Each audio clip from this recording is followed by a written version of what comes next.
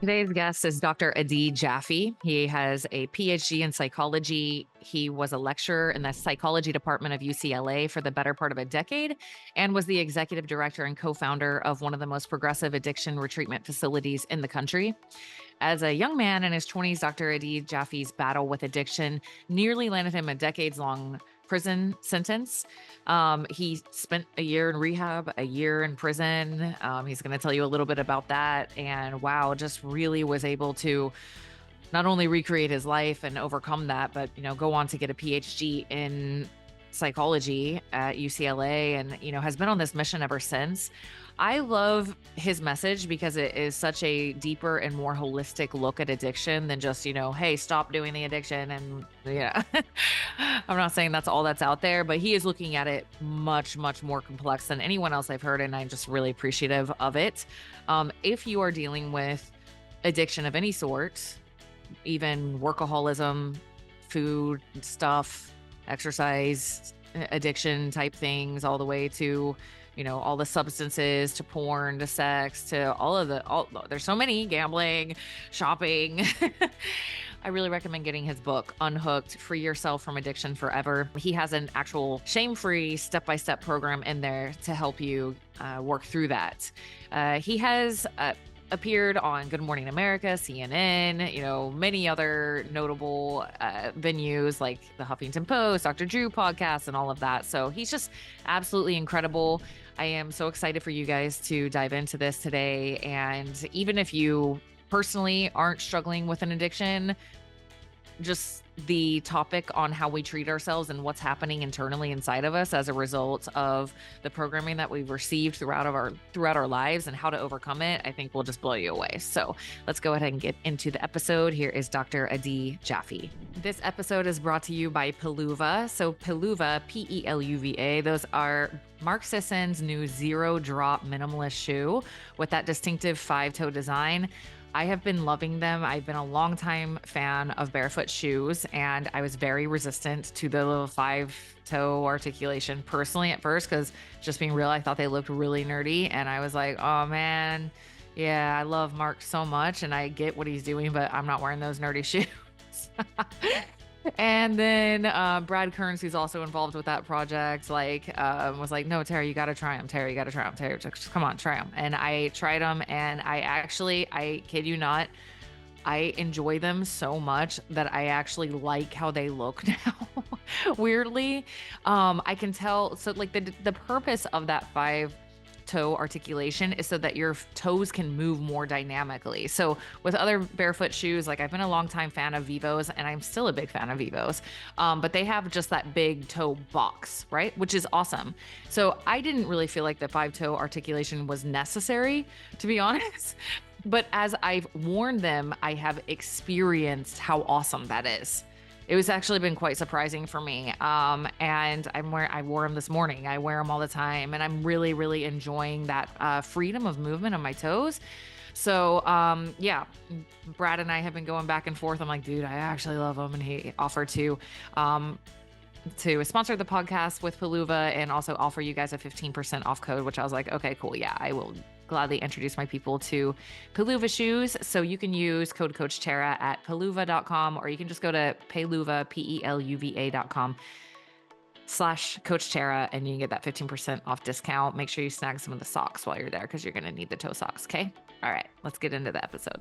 All right, Adi, I'm really excited to not only talk about addiction and a more holistic approach to understanding what's going on really on the internal world of people who are struggling with addiction, but also sharing that you've been through it. And before we started, I was sharing that, I think one of the things that helps me help people is I've walked the road. And you have Sure. really walked the road. So before we get into all of these wonderful principles that you're sharing, can you share your own path with addiction and what brought you here today? Yeah, yeah, and thank you for asking that. Thank you for having me on, Tara. But the path with addiction, I would say, was the actually were the later stages of the problem, right? Mhm. As I talk about oftentimes, I've just found my way to drugs as a way to fix drugs and sex and porn and things like that as a way to fix what had been wrong or what had been uncomfortable or the experiences I had as a kid that I didn't really know how to put together. It's just that everybody then focuses on the addiction because you could see that part, right? That's the part Right. that you could see. So I'll get to the end first, but when my story ended, as we'll tell in a little bit, I was 124 pounds. I'm about 165 sitting here in front of you right now. So think about 40 pounds lighter, you know, up for 3, 4 days at a time, kind of just destroying my body. And that was obvious. You could see that Yeah. about me. But in reality, at least when the drug use started, it was really functional. It really, really helped me. So I started drinking and smoking weed in high school, like I think a lot of people do when they do that stuff. I mean, I know you were in Mormonism at the time, so you probably weren't drinking and smoking weed at 14 or 15 like I was. But I was always, what I tell people is I was always really socially anxious. I always had a lot of feelings of low self-worth. Mm. I connect that now to times during elementary school, right? I have my own kids now, so I connected to in elementary school. I would come home sometimes with these massive stomach aches, like debilitating stomach aches where I couldn't even stand up straight. And I think I just had massive anxiety when I was growing up, and I didn't really know that. Nobody gave me the terms. I was a latchkey kid. Both my parents worked a ton. My dad worked all the time. My mom would come home at about 5 or 6 p.m. every day. So after school, I would come home by myself. Later on, I would grab my sister from the bus that dropped her off. But I became really self-sufficient. And so all these anxieties and internal kind of turmoil sources were just things I learned to deal with. I didn't really know to give them a name. I didn't come from a family where people ask you how you were doing. And so I never really got to give language to this internal experience. At the age of 14, I moved. I was born in Israel, lived in the same apartment my whole life, and then moved to the States right before the age of 14. And it sounded like an adventure when it started, but then I didn't realize, all my friends, the everything from the food I knew to the language I spoke to the weather. I mean, just everything about my life changed like that. And one of the side effects was that anxiety and my feelings of low self-worth when all my lifelong friends had disappeared really came to the forefront. I was one Mm. of the foreign kids sitting in the foreign kid table in the cafeteria. I didn't have a lot of friends. Even the friends that I did have, I never really felt like I belonged. I don't know if anybody listening can relate to this, but I would always judge myself trying to look around and see if I was enough, if people thought I was saying the right thing, wearing the right thing, looking the right way. It was really yeah, just anxiety provoking and incredibly uncomfortable. And then at the age of 14 went to a sleepaway camp, and the story I tell in my new book Unhooked is we're all together at night in this cabin, boys, girls, and we're hanging out, and this kid passes out around a bottle of vodka, like a handle of vodka. And I'm 14 years old. I had a drink here and there because in Jewish traditions, there's a lot of wine passed around during meals and things of that nature. So I'd tasted alcohol before. I knew alcohol from my mom. My mom had drank, my dad didn't drink. But, it got to me, and because of all the social anxiety, I didn't even think for a second to say no. In fact, I wanted to kind of prove myself. So I had two big gulps of really warm, disgusting vodka. I could, I can still remember just the burning all the way down. And I thought that was it. I kind of just passed it off. And then within 15, 20 minutes, I felt this warmth come over me. And all of a sudden I wasn't in my head and I wasn't anxious and I wasn't worried about what other people were thinking. I could flirt with girls and talk to guys and feel like I fit in. And so I thought I've just found the cure. I didn't even know to call what I had anxiety, but I thought I found something great to help me feel better about myself. And I think a lot of us who struggle with drugs and alcohol, or really any, even behavioral addictions, food, Mhm. gambling, anything like that, we say, you find this thing that just takes you out of your mind, takes you out of this constant state of worry and stress. And so if after that weekend in New Jersey in a cold cabin, during the sleepaway camp, I used every opportunity with friends that I could to drink. And then 2 years later, we moved again. I got a kind of a restart of my American life. And this girl I liked that, was outside of a Perkins, if anybody knows what a Perkins is on the East Coast, but, these all night diners, and Mm. we were hanging out. They were all smoking cigarettes. I didn't smoke. And she passed me a joint. It was a girl I thought was cute and I liked her. So I'm obviously going to say yes to the joint. So now I added weed to the mix. And by the time I got to college 2 years later, I was drinking and smoking pretty much every day, all day. and it just kept getting worse and worse and worse. I had a girlfriend broke up with me. Now I went into a pretty deep state of depression, and now it was like no holds barred. I was just looking for anything that would make me not feel my feelings. And I kept running that way until I ended up moving to California. Now I had weed, I had alcohol, I found MDMA, ecstasy back in those days. And, I was a kitchen sink kind of substance user. Whatever would take me out of my feelings, I was interested in. Found meth in the middle of that process. My drug use got really, really expensive, started selling drugs in order to keep up with the drug use that I was engaging in. And 6, 7 years later, and this is how the new book opens up, I had the pleasure of the Beverly Hills Police Department SWAT team paying me a visit at my apartment and knocking on my door, and then eventually breaking in and pointing shotguns and guns at my face at 8 o'clock in the morning on a Saturday, and that was the beginning of the end. Wow. I love Yeah, how you are able to tell this story because it's like it sounds very understandable, you know? It's like, okay, I could see how that could happen. I could see how that could happen. And you're hitting on something so critical that I see with from binge eating to mm, alcohol to, maybe stimulant addictions and all these things is this belief sure. like this is making my life better in the moment. I feel better. This is amazing. Life with the addiction better. You can, workaholism, which you talk about a lot, like all of Oh us, yeah, like this is making my life better. Even fitness addiction when it's taken too far, which I fell into at yeah. first because I was proving that I was good enough. Mm, And I heard you say on the Model Health Show something that reminded me of what I say a lot. I always like tell my clients, I'm like, your drinking issue, this is a symptom of the problem, not the yeah, problem. So what's the problem? And you said it's a solution you found to the problem. And you've prefaced this well, like this is the addiction thing was just like we said, a solution you found, a symptom of a yeah, deeper problem. And I would really love to start hitting on this because I've definitely found the yeah. same Please, in working with clients on different, food addictions and all of this. sure.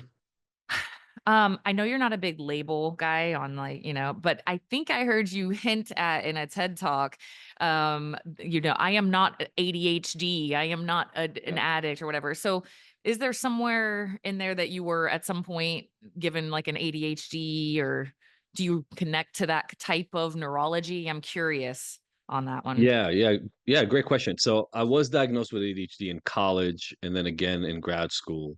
Okay. I actually literally had this conversation. This is a weird coincidence, but I just had this conversation at a work dinner last night with a Oh, wow. mom, a couple. The dad works in the company that I consult for, but they were talking about one of their kids being neurodivergent, and I think the realities. So I was always really book smart. I was always really good at academics, but always incredibly disorganized, always talking out of turn, always jumping out of my seat to answer a question or say something because I had a thought in my head and I couldn't stop it coming out of my mouth, right? And so pretty classic ADHD like symptoms. And I was talking to this guy in this company, and I was saying, look, he's incredibly smart. I mean, genius level smart. And I was saying, were there any times in school when you were really bored? I mean, the material was just too simple. It was too easy. Plus, you're sitting in this one chair for hours every day as a kid, right? You're like 8 years old, 10 years old. Were there ever times when in the middle of that you found yourself just zoning out or doing doodling or talking out of turn? And you said, of course, yes. And I said, I think the problem is we live more and more in a society that tries to fit everybody into boxes. Yeah. And we're different. We're all different people. And so neurodivergent, all that really means, like if you literally break apart the word neurodivergent, it means that your neurology is divergent. But from whom? Like what is divergent from what? And Right. so I wanted to write this book for years, and then Gabor Mate beat me to it. The Myth of Normal is this Yeah. book that he wrote recently, and I tell all my clients this all the time. Normal is a myth. Normal does not exist, and there are two pieces of it that I want to hit on to speak to this ADHD component that you mentioned. First of all, what we consider normal is like an amalgamation. It's the average of everybody else, right? But nobody is really normal. Just like in many situations, average height is not. if let's say the average height, I'm just over 5'9". So let's say the average height for a man is 5'9". Are there people who are 5'9"? Sure. But like, does being 5'10" make you abnormally tall? Or is it six? Is it 5'7" when you're abnormally short, right? You start having to play with gray areas. And it's not like anybody shoots. That's the first point. Average is kind of just this Mhm. normal thing that we created. But then the next piece is I've never met anybody, and I do mean anybody, who says, well, I just want to be normal, other than when they're told that they are abnormal in a way that hurts them Right. functioning in the world, right? So I think the people we look up to the most in the world, and that can be on the coaching front, right? So take the David Goggins, take the, like these super high achieving men, all the way to the Brene Browns and the Mel Robinson like world. So that's in the coaching world. But then go to athletes, right? Go to artists, go to scientists, go to politicians, writers, pick anybody that you really look up to.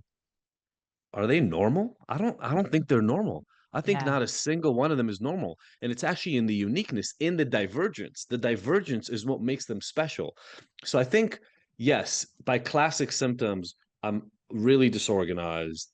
Mhm. I used to joke I was the only drug dealer I knew with a personal assistant because I couldn't pay bills. I had all the money. I had it sitting there in cash. I couldn't. My car got impounded, literally. Like I'm talking like a Nissan Sentra or something that I had, and it got impounded.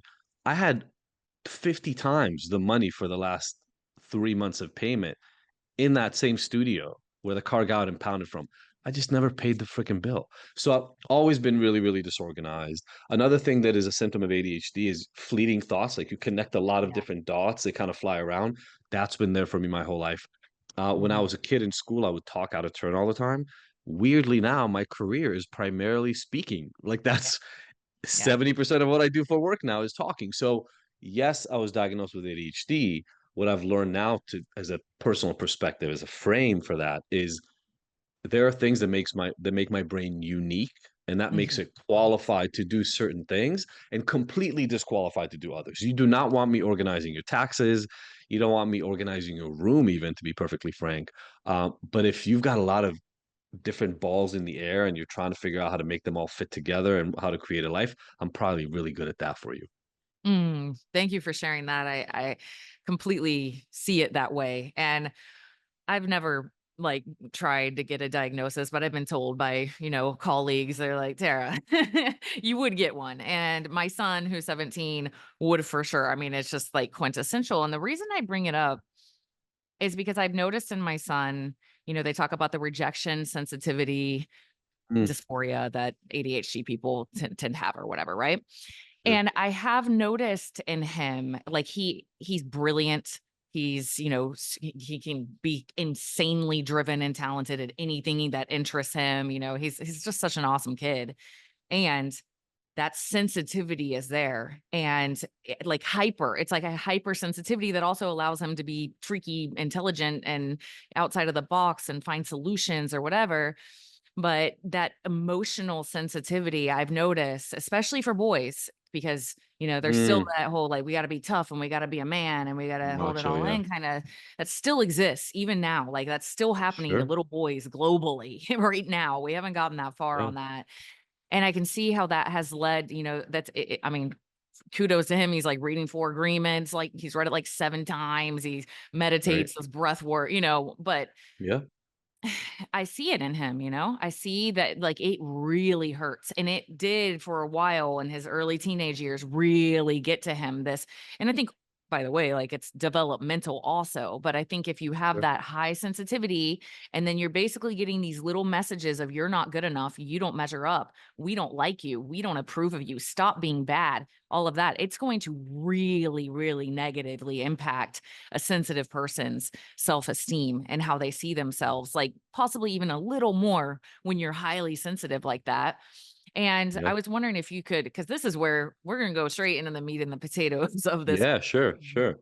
I heard you talk about how, and you've kind of mentioned here how you started to internalize that behavior. You're looking out, do other people like me? Am I good enough? And that's creating this massive social anxiety. which then, Yeah. of course, you get reprieve from when you jack up your serotonin to insane levels, right? All the way to MDMA. It's just like, let's go all the way with this baby. Yeah, 100%. Yeah, yeah, Make me definitely. feel better. And so I would love to get, especially you had a PhD in psychology and you've been doing this with thousands of people and this is your life's work. Can you help us understand what's going on Mm, really underneath the addiction? What is causing people to feel like they need something to feel better all the time? y yeah, yeah. So I'll start with where you kind of ended up with in terms of psychology, right? So I talk about this in the book for sure. There's there's one of the really funny things about our brains is our brains choose what to pay attention to based on what we believe is important. Mhm. Um, we have a ton of cognitive biases that you learn about over time. And the thing that I try to get a lot of people to understand, I write about in the book, I talk about it with the thousands of clients that I work with, is we have the false notion early on, unless we learn this. And it sounds like your son is learning this through books like The Four Agreements and whoever taught him meditation, et cetera, is we have this false sense that what we believe is important is truly what's important. Like that it is objectively the truth, right? So Yeah. the looks people give us, the specific comments they have, by the way, the semantic meaning we give to what they say, right? If somebody says to me something like, um, wow, I can't believe you just said that. That is an objectively hard to interpret sentence. But if I'm in a Yeah. bad frame and I have negative self-esteem, I may think that what they mean by that is that what I said was out of touch or inappropriate. They could have said, they could have meant in the exact same sentence and sitting in the exact same room, wow, that was really brave of you to say that or admit it, right? Mm. My reaction internally to both of those semantic meanings could be completely different. But if I don't learn to question, Mhm. if I don't learn to have curiosity, if I don't learn to be, I'll say brave enough, but maybe more conscious enough of my bias to say, hey, what did you mean by that? What I heard you mean was that was a really stupid thing to say. Is that what you meant? I don't know. We Yeah. start having curiosity. We start understanding that our frame and other people's frame is not the same. And if you take your son or you take my example from the stories I told earlier, the reality is I'm standing there. Let's say I would be talking to you and be in reality we're not on Zoom and there's somebody standing right here to our right. My brain still to this day will check constantly their facial expressions and how are they looking at you? How are they looking at me?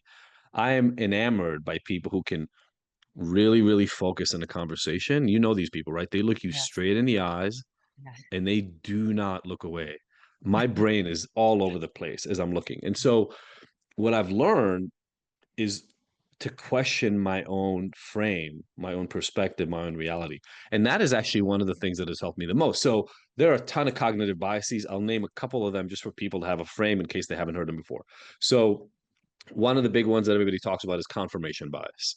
I mentioned before, your brain has an understanding of what is important to pay attention to and what is not. And so that is based on your internal beliefs, right? So let's say one of your beliefs is what other people think of me is really, really important. Then you will constantly pay attention to what other people believe or think about you because that's an important thing. What does that mean? You may pay attention to their facial expressions, their body language, the tone of their words, et cetera, as they talk to you, right?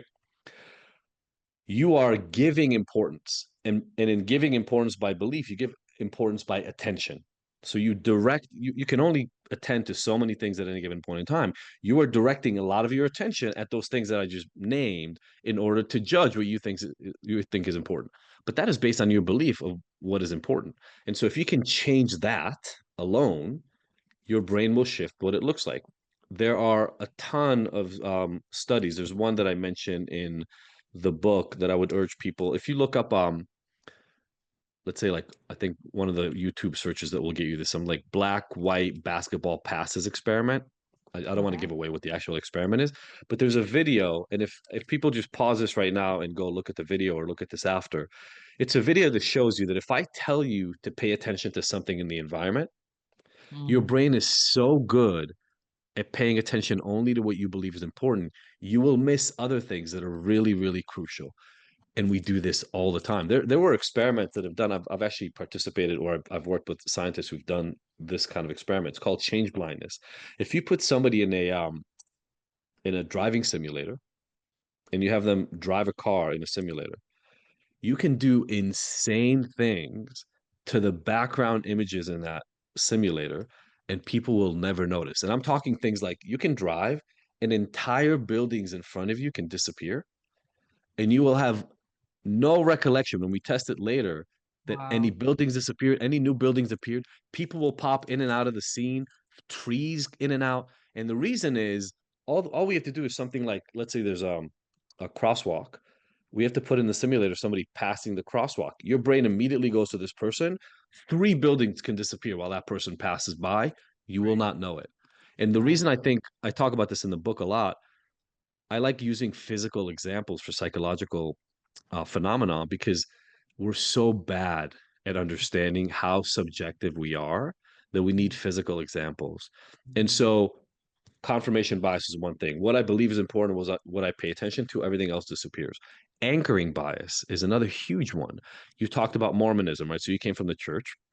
Um, whether you like it or not, whether you think it's relevant now or not, whether you still believe it or not, the initial beliefs you got serve as an anchor. They serve as the starting point for all future endeavors. So, how your parents looked at morality, what food was good and bad, um, what jobs were considered appropriate and not, what subjects in school, what people were attractive and not. I mean, almost anything in life that you think of that you started out developing opinions for based on your cultural and environmental influence early on, they become anchors. You can move away from that anchor, but that still becomes your starting point. Now, if you're born in that church and I'm born in Israel in Judaism, or somebody's born in Africa in the middle of a Maasai tribe, or in South America, our anchors are completely different. Mhm. And so what you choose to pay attention to is different. The reason I think this is really, really important, this is to me where multiculturalism, the stuff that your son is doing, for instance, right now, getting exposure to as much information that is as far from your anchors as possible is it's almost like our job. You have to get yourself exposed to things that make you really uncomfortable and are completely different than your version of normal, because that's the only way that you will ever run across a belief, a perspective, or a frame of mind for life that will make you go, wait, what if I'm wrong? What if the way I look at life is wrong?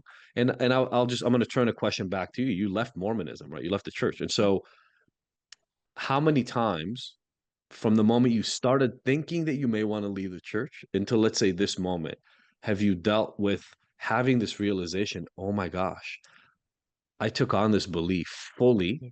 and Yeah. just thought that it was truth, and now I have to overwrite it and replace it with something completely different. It's made me almost obsessed with being wrong because my life, for me personally, got so much better when I found out I was wrong about literally that was the whole lens I saw life through. Like I had to, it fractured my entire sense of reality. I don't know what I think about anything anymore. Whoa, like so much repatterning. And it now, when I'm faced with like, I'm feeling really right about something and I got it figured out, I'm like, nah, I'm totally open Mhm. to finding out this is all just not I'm not even close to what I think happiness is because I've experienced that at such a profound level already. Yeah. So I like finding I out think I it was was, wrong. I think it was Aristotle. I think it was Aristotle. I may be misattributing this, but who said the more I know, the more I know I don't. The more I know I don't know enough, or I don't know everything. And it's like another psychological effect called the Dunning-Kruger effect, that the less you know about things, the smarter you think you are about them because you don't even Yeah. have a frame of reference. And Yeah. so that's actually why I love these conversations, because people think in addiction. We talked about addiction. If somebody's addicted to food and sugar, Yeah. we call them a food addict as if their problem is food. If they have an alcohol problem, we have a term for them, an alcoholic, as if alcohol is their problem. Meth addict, cocaine addict, sex addict. That is always wrong. Yes, they may be psychologically dependent. They may have a habit of using that thing. But if you keep looking at the symptom, you're going to miss the whole problem. Yeah. Yeah, yeah. I had a client once that wanted to get off Adderall, and I was like, "Well, bro, I'm not really qualified for that, but I'm happy to walk you through it on the mindset part of things, just Yeah. diving into this with you." And my simple question was, what parts of your day make you think, "Ooh, I need Adderall for this?" That's where the problem is. Yeah. You're trying to Yeah, force yourself into it. yeah, and when do you go to yourself as an adjunct to that? Like, when do you go to yourself, if I had Adderall, this would be better, or I Mhm. can't do this without Adderall. Yeah, Like that's when, because it's the problem then is more the I can't do this. right. Then are you trying to do something that you shouldn't be doing? Are you speaking down to yourself in terms of your skills? Is there something else you need to learn to do better so that you can do it without the supplement? Like Mhm. those are really the questions you should be asking yourself. I like to always say it to my clients too. Beware of shortcuts. Like when you Mhm. discover a really good shortcut in life, stop, Mm. because odds are it's not really a shortcut. I'm now 48 years old. I haven't found many long-term functional shortcuts. Normally, you end up hitting a brick wall at some point and realize that shortcut got you to a dead end. Mm. So, okay, coming back to kind of these root causes, right? So, addiction's the symptom or the solution. We think it's the solution to all our problems is making my life Yeah. so much better. Um, for you, what would you, if you had to summarize like what the actual problem was, what would you say? Um, I put these in categories, so I'll just line up the categories first, and I can go through mine. Mm. Um, the ways we think about ourselves, Yeah. the way we see other people, Mm. our belief about the world at large, Yeah. the way we look at asking for help, the way we look at failure, and the way we look at what it means to be successful. So Wow. those are So, kind of six different categories, yeah. and I can go through mine if it helps as an Or example. you can, talk generally since you've worked with so many people or, flux between the two, or whatever flows. Yeah. So I talked. I had a very um, negative sense of self. I never thought I was enough. That Right. came out of perfectionism. I actually didn't realize how many people that deal with addiction are perfectionists until I Mm. started working with hundreds and hundreds of them. People have this misjudgment that those who struggle with addiction don't care about anything. It's the opposite. We care too much. We care so much that every slight, and this goes back to failure, every slight move outside of what seemed perfect to us hurts our being so badly that we need to cover up the negative emotion. So Yeah. any sense of imperfection in terms of self, or negative kind of connotation about our worth, our value, how lovable we are, etc. When it Mhm. comes to other people, I think a lot of times people struggle with the belief that others are not helpful. Others are Mm. that you're isolated, that nobody really cares. Not because Mm. even just because of you, just because the nature of people, that people are selfish and will not be there for you when you need them is another piece that goes along with the asking for help, because a lot of people believe that asking for help shows weakness. Right. And so I for many many years, if there was anything that I didn't know how to do or anything I didn't feel good enough about, I I didn't believe that asking for help was even an option, because I thought that asking for help would reveal to everybody else that I was a failure, where in Right. reality it's the exact opposite, right? Everything great in the world was always achieved by people who sought help and got help, and had mentors and advisors, etc. Um, I talked about the world at large. I used to have this foreboding sense, and so many of my clients, when I first started dealing with them, had a sense that the world is a dark, dark Mm. place, and that it's always going to be dark. It's that whole, you're born alone, you die alone, nobody's here for that kind of Mhm. notion about how you're going to function through the world. So that's another one. Failure. A lot of us, this goes back to that perfectionism piece to some extent, but a lot of us have a sense that, again, failure is the worst thing that can happen to you. So that, and you fail. None of us are perfect, so you're always going to fail. And so if every failure makes you feel like, not like you failed at a task, but rather like you are a failure, that's a huge piece of the problem. And what I have to do with many of my clients is say, look, the path to every success is lined with many many failures, and you have to actually get comfortable. This is a phrase a lot of coaches I know use as well, but you have to get comfortable being uncomfortable, and one of those is failing. You just have to be willing to accept that no matter what it is you're going to try at, even if you're going to become a master at it, you're going to achieve mastery at some point. In order to achieve that mastery, you have to fail repeatedly and just learn from those experiences. Right. Yeah, I don't really resonate with failure.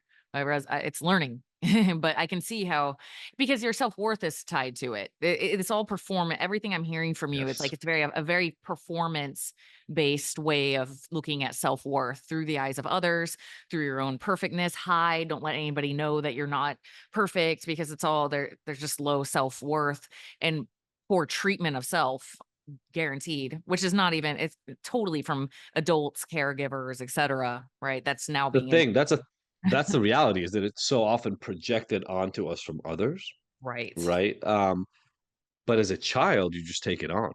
Right. Just seems You like don't how know better. right. Okay, Yeah. so sorry I interrupted the little ADHD moment. Where were you at? The dark world, and then what was after So we that? had Dark World.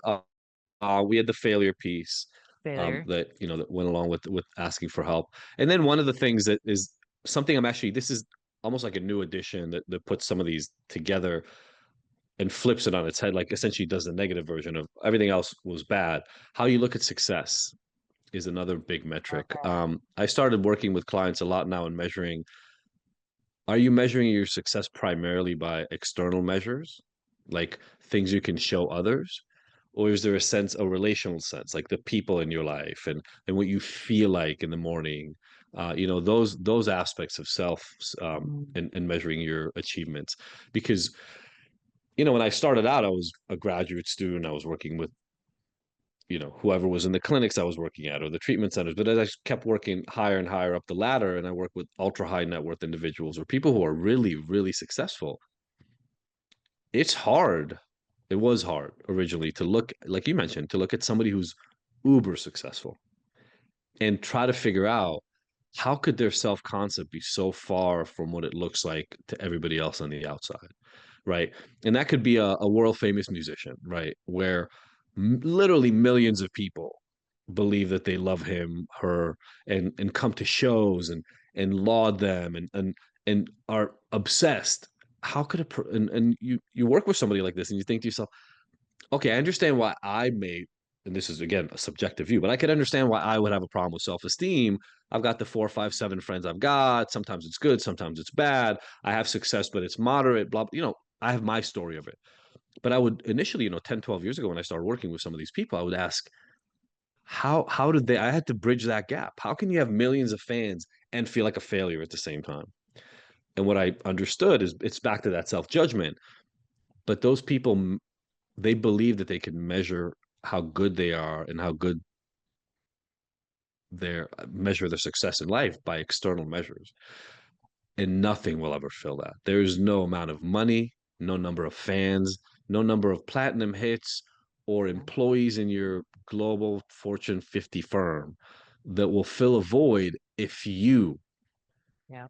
don't find internal ways to measure your success. Yeah. You're getting me right on the heels of a really powerful transformation healing retreat. I only do one a year. We just came back from so much Mm. powerful energy Oh, and nice. so much of the work that we were doing. And it is, I already know I see it in my daily work, but, being around 24 people at this retreat and, asking them to make a list of, I asked them to make a list of 13 things they ever felt were shameful or unlikable or unlovable about themselves that they were ready to deal with and communicate to someone across from them. And they're just scribbling away, scribbling away, scribbling away. Okay. And then they're all crying and they're like, thanks, Tara, for the trauma speed dating. That's what one of them called it, trauma, because they're like going down these lines. And then I asked him to do I'm like, "I'm not gonna leave you like this, okay, guys?" And to your point with Brené Brown, right? She has this quote I love, I'm paraphrasing, but "You need 3 things in a petri dish to have shame grow exponentially: secrecy, Mm, silence, and judgment. But if you throw empathy on that, it can't survive. The shame can't survive." So we were kind of doing an exercise based off that kind of thinking, and then I asked them to make a list of 13 things that are just great qualities about themselves. And one of our beautiful attendees said, "What if you don't have any?" And then I was like, "You get your thinking cap on, girlfriend. You get your thinking mm, cap on. I'll come help you if you need." And she's just such a beautiful soul. So it's just like, but I just watched them sit there like wrecked, trying so hard. Many of them, and these are successful people, they're doing well in sure. life, but I was just like, I mean, I already know it, but like just to see it in person like that in a group, how tough it was for them to find, 3 or 4 good, likable, lovable qualities about themselves. You know, it's Mm, it's a it's a big problem. It's a huge problem huge, still to this day, huge. like, because you're a Gen X, you're latchkey kid, and Yeah. that's how the parenting was big time back then, and then it's still to this day, it's kinda like, let me try to use shame and guilt as a behavior change method, right? Let me make you feel Mm, really bad about yourself if you aren't how I want you to be. And let me give you lots of praise if you are. And it's self abandonment central. And I think you're hitting on even bigger than addiction, way bigger. I know you know that, but way bigger than just addiction, which it will lead to like addiction to what other people think of me, well, addiction. why do people develop a workaholism, right? Like Exactly. because they think to themselves, if I get the title, if I get the job, if I get the $1 million, if I get the Yeah. $15 million house, if I get the Mhm. yacht, if I get the helicopter that lands on the yacht, if I get the spaceship, if you get my drift, then at some point, I'm gonna feel like I got where I needed to get. And it's BS. You never Yes. get there. You Yep. will never get there based on those metrics. Now, by the way, I just want to qualify. You can have a yacht and be really happy. I'm not Yeah. saying having a Yes. yacht is a problem. It's just if you're looking for it to fulfill you, it will never do the job. Because to speak to what you mentioned in terms of the style of parenting, I think there's actually an insidious undertone to it beyond um, parenting. I think many of us have that belief that we need to be closer to perfect and we project that onto others. And Yeah. so even in our kids, I think we do it because we want them to succeed more. We want them to be better. But in that, oftentimes we forego what's already good about them. So if you said, and by the way, I have 3 kids. I struggle with this with my own kids, just so everybody can hear me Yeah. well. Just because I know some of this stuff does not mean the biases do not affect me every single day of my own life. I have to fight through this myself. But I can have a kid, my child, like gorgeous, super athletic, incredibly capable, funny, fun to be around. Everybody loves him when they first meet him, and also really insecure, can't follow through on anything. Uh, if he doesn't get his way, that sensitivity you talked about, if he doesn't get his way, it becomes an epic battle of right versus wrong in the universe. Easily distractible, right? Like so, there's the good and the challenging all in one, and it's a parent's challenge to as you're trying to help them understand how to correct highly disrespectful when he feels like he's not getting his way, right? All the that's like a big boundary for me. I'm like you don't get to speak to adults the way you're trying to do it right now. So how do I teach him those lessons while not negating or devaluing all the things that are already good about Right. him? That's a constant challenge. And I think you're right that many, many times, there's a story I use about my dad. I came home with a 97 on a math test in like fourth grade. Yeah. I mean, it wasn't like high school or college or anything. 97. And the first words out of my dad's mouth was, where'd you miss the 3 points? Instead of the 97. And Yeah. and the message, whether he meant it or not, is almost irrelevant. The message in my head was the only acceptable grade to bring home is 100. Did I bring home hundreds? Sure, every once in a while, but not always. So even if 20% of my grades were perfect, the other 80 felt like failures. Like I could come home with an A minus, a 90 or a 91 or an 89, and I would feel like I failed because I didn't have 100. And I think a lot of us grow up with that gap, this black and white notion of life. And what I've tried to do now for myself and my clients is we live in gray. Black and white exist in the far edges of almost any continuum. We have to learn to be comfortable in the middle ground. Mhm. You're making me think of like my parents were very dysfunctional in a lot of ways and very amazing and beautiful. And I'm so grateful Mm, for other aspects of them. My mom, undiagnosed schizophrenia for sure. My dad, mm, uh, high functioning autism, what we used to call Asperger's, like quintessential sure. textbook case, right? And so they had a lot of their own challenges in life, even in their own psyches, just trying to, 5 kids, divorced. Um, but I think because of that, my mom always said, "I don't really care what kind of grades you get. as long as you're respectful to your teachers, your conduct and how you're respecting and showing up, but that matters to me. I don't care. I don't care about your grades at all. She told us all that. I'm youngest of 5. Little me, honor society president, Spanish honor society president, and all of the because and like anytime I would have a good grade, she would just go, "Wow, Tara, I don't know how you do it. That's great." Like, just no, she Yeah. could care less. They could have been D's. Mm. Do you need anything? Or they could have been straight A's. Like, wow, like there was no Yeah, metric yeah. on me because of that. And I think it created a lot of freedom. Now, granted, there's plenty of trauma and all that kind of stuff too. Sure. But it helped me see, the gift that it is to not place these high expectation I didn't really feel like besides being Mormon, I didn't feel like my parents had any expectations on me really, that Mm. not to make me a good enough person for them. That Got didn't it. exist in their psyches, you know? They were Sure. not judgmental people, they didn't judge. I never can recall a time of hearing any of them either of them talk bad Mhm. about anyone ever. Like, they kinda thought Mm. everybody was better than them. "Wow, she's amazing. Yeah. Wow, they're amazing." Mm. And, Mm. it just helped me see, like, I didn't understand really, when people were, like, so the comparison thing. I kinda mimicked my parents, like, "I wanna be like that. I Of that's course. amazing." Like, and so, Of course, you know and how great is that as an Mhm. example? How Yeah. great is that as an example, right? Because there are people listening right now for whom my story sounds foreign and yours Yeah. sounds familiar, and then vice versa, and everything in between. And Yeah.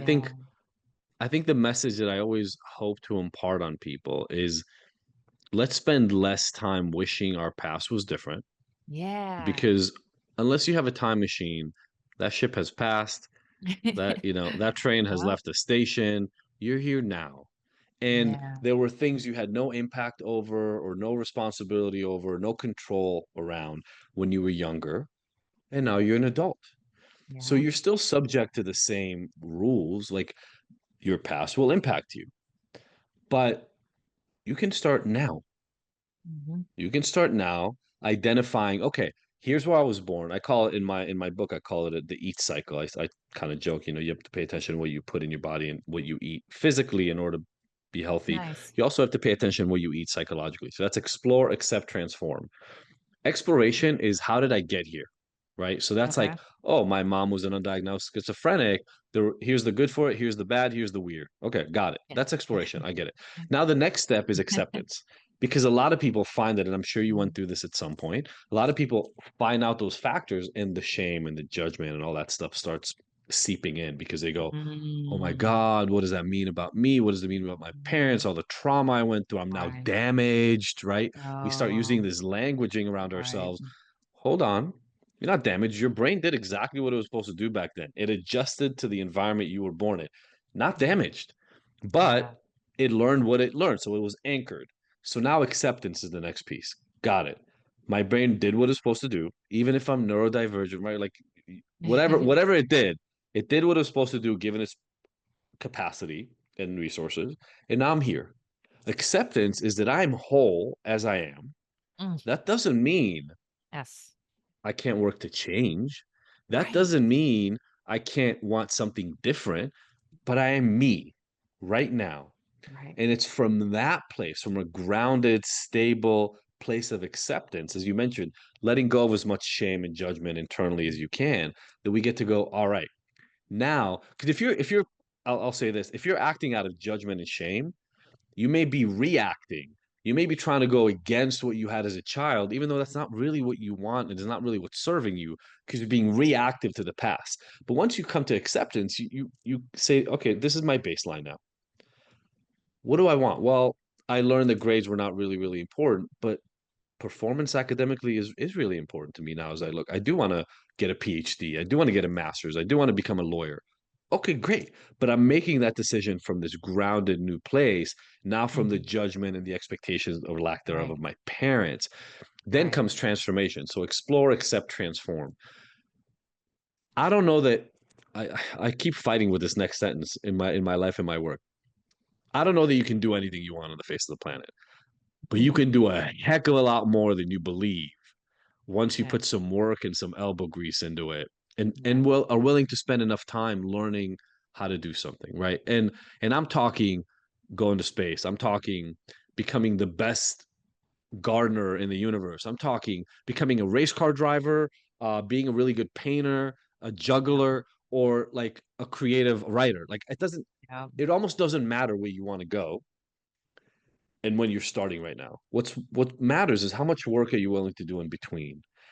And if you can't come from a place of acceptance, and I believe also if you haven't explored and don't understand what brought you to this moment, then you're playing with your hands behind your back a little bit. You're kind of, you know, searching in the dark for the right job, the right Mhm. career, the right hobby, or the right relationship, Yeah. right? You just haven't done the work to understand Mhm. yourself and accept yourself enough. Let me ask you this on this note, because this is something that I admittedly, I'm like, I must not. I was just telling my son this the other night. I'm like, I don't feel like I have figured out the right way to have this hit because I get so much resistance on it. And it's kind of Hmm. what you just hit on is that I find that people are so used to only using self-criticism, self-judgment, being horrifically cruel to themselves as a motivator to change, that when I start talking about self-love, they're like, "Get out Mm. of here. Get out of here with that." Like, because they immediately jump to, "Well, if I love and accept myself as I am, then I'm just gonna stay like this forever, and I can't have that happen. So screw you and your self-love stuff." And I'm, gently and trying to show them like, no, no, no. Okay. So if you love your kid, right? You love your kid and your kid's shoes are falling apart. Are you like, no, I love you. I love you. And you're perfect the way you are. Just like that. No, you're going to help them get some new shoes. If your kid is, wanting to go after something, you're not gonna be like, no, you're perfect the way you are. Don't go after your dance goals. Don't go after your football career. Nope, nope, nope. Right. That's not Right. love. Love is Yeah. encouragement, support, investment, putting action in. Do Yeah. you I'm just curious, do you get a lot of resistance on this? Uh, yeah, so I do get resistance on the self-love piece. I'll tell you how I've resolved it as a Yeah, repeating kind of please. framework that I use with my clients. So I'm borrowing Einstein had this phrase that the sign of true intelligence is being able to hold two opposing ideas at the same time. Mm. And so I love that quote and I find it true in a lot of places. And here's my solution to the quandary that you just presented for people. So what I tell people is your job in life is to do two things that seem completely opposing to one another at the same time. Number Mm, one, fully accept yourself as you are right now. And number two, identify, believe, plan for, and put in the work to get where you want to nice, go next. You nice. have to be able to do both Yep. because if all you do is accept yourself, you'll be stagnant. Right. And in stagnation, unfortunately, it's not even that you stay the same, you regress. Because if you think about it, let's say your kid with the shoes, right? If you don't get your kid new shoes in a year, those shoes are worse. They're not at the same level that they are even in Yeah. right now, right? Things get worse if you don't put work into them. They there's a minimum amount of work you have to put into things just to keep the status quo. So if you just accept Yeah. everything as it is right now, it's actually going to deteriorate and you're going to get worse and worse and worse.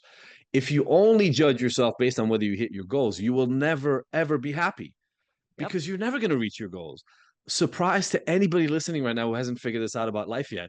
The moment you reach your goal, the moment you do it, it's not going to be enough anymore and you need a new set Yep. of goals.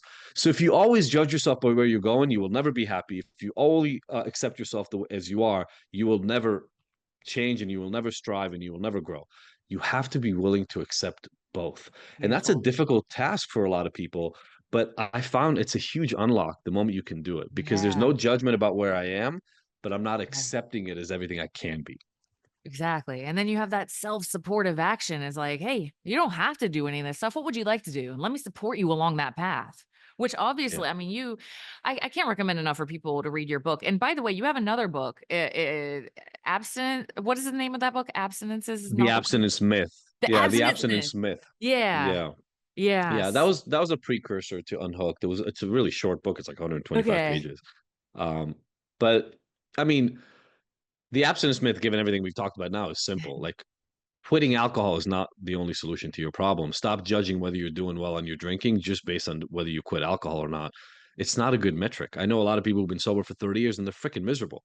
Um, Mm. I'm not saying it's not a good part of it, but the whole point is stop Right. judging your success in recovery by whether you quit or not. Okay. Beautiful. And so then Yeah. Unhooked is your like your book, your Unhooked real is the method on how to get there. And it, look, it came out of Tara, it came out of literally probably if you include talks in groups, thousands of people, but if you talk one-on-one clients, hundreds and hundreds of clients. And I'm sure the same as yours. I would work with these clients and I would try to figure out how to explain their problems to them. Because to me, it was clear. I could look at the client, listen to their life stories, talk to them for 20, not 20 minutes, 2 hours, 3 hours, and go, okay, I got it. But they wouldn't get it. And so I had to try to break it down. And the model that I came up with, it's what I call kind of like my behavioral model, is essentially cognitive behavioral therapy with some acceptance and commitment therapy, and then trauma informed kind of somatic components. nice. And Nice. so the question is just how do I go from walking around thinking everything is fine 8 o'clock in the morning when I leave my house to acting like a complete fool at 9 p.m. Like, I don't understand how that bridge happened. And so, what I Yeah. built is just a way for them to break down any Nice. specific event so they can identify, they go, oh crap, when that person said the thing in the email, I didn't give it any credence, but I interpret it Mm, in this certain way. And it made me have mm, an internal panic attack that I tried to mm. hide from all day because I thought asking from other Yes. people for help is not okay. And so then when I Mm. got home at 4 o'clock, I had two drinks just to like quiet that panic. Wow. But then I had to keep drinking all day to get my like that's just a really simple example, but I would have them break it down. They think it's because they drank a drink at 4 o'clock. I'm like, no, no, no, no, no. It's because you misunderstood the Right. email at 11 is the Yes. problem. And Yes. they would detach them so much because the point of why do we sit around and eat a tub of ice cream at 8 p.m. When somebody broke up with us? Because of the emotional pain. Right. We use it to not deal with the discomfort. And Yeah. what I'm telling, I'm sure you do the exact same thing with your clients. But then I walk in, I'm like, no, no, no, hold on. All we have to do is deal with the discomfort. Like we need to sit in that discomfort like there's a jacuzzi or maybe like a cold plunge or something, right? Like let's get really comfortable with how shitty it feels. Sorry, how crappy it Oh, you're good. feels You're good. to to be dumped. Let's just sit in that. Right. What Right. are the fears? I'm going to be alone for the rest of my life. Nobody's ever going to love me. I'm a loser, and I'm actually not good enough for anybody to love me. My parents were right where they told me I was going to end up alone. Like those thoughts are real thoughts in your head that are brought in from all your early experiences. We need to understand them and love them and accept them, Yes. not Yes. run away from them. Yep. There's this belief we should never feel bad, right? They changed if you're happy and you know it when my kids were little to all the verses were if you're happy and you know it. Happy, happy. I was like, what is going on? I We love have it. those Not even emotions if for a you're happy and reason. you know, like you're happy and you know it. It's Yeah, like the yeah. Lego. What's that Lego movie? Everything is awesome. Like that Yeah. that in the Lego movie, there's that song. It's like, Like a movie so good. No yeah, negativity of any kind. ever. Why would you have it? It feels bad. Why would I experience it? Yeah, totally. Oh, yeah. Wow. Well, I am sure I will be using your book as a resource and probably sending a lot of clients this podcast first as a Mm, resource and then using your book with them. So thank you. Like, I just have to give you, I know you've been on a million interviews and you've been doing this like crazy, but like, just straight from my heart, like, thank you for doing what you did. mm, And like, being able to pull yourself out of that and then following your intuitively guided path all the way to a thank you. PhD and then doing all this work and doing like just laboring, writing the books, coming on the podcast, like all the little business stuff you have to do on the back end and all this stuff. Like, and it's maybe a little bit of that ADHD because it's kind of fun, it's stimulating, but but it's so much It's a freaking little bit work. of that. It's a little bit of that, and I probably don't have to Soul. say this to you, but it's like every single person that sends you an email or writes you a message that, hey, I'm like I get emotional just thinking about it, right? Like Yep. if my story helps one person, then it was worth Yeah. doing it, And Yeah. so we got to keep going because Yeah. Yeah. there's more people that need help. Yeah. Yeah. Yeah.